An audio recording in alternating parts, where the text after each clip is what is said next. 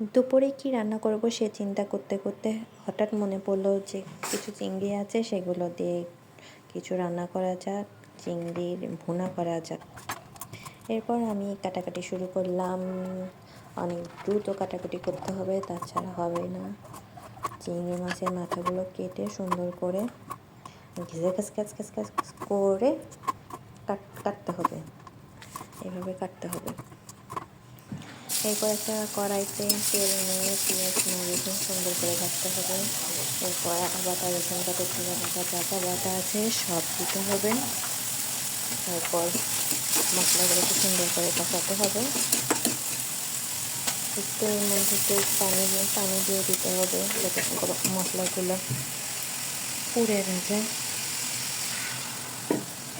তারপর আবার কষাতে হবে সুন্দর করে।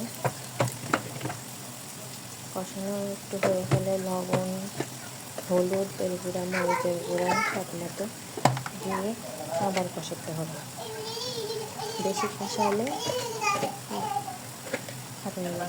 খাইতে অনেক ভালো লাগে। যত বেশি কষাবেন খাবারের স্বাদ আরও বেড়ে যাবে।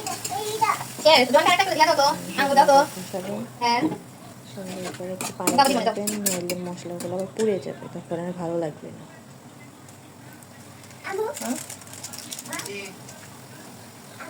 একটা সিক্রেট মশলা দেওয়া হলো, সুন্দর করে কষানো হবে। আর পাশে চিংড়িগুলোকে একটু ভাজা হয়ে ভাজা চিংড়িগুলো এখন কষা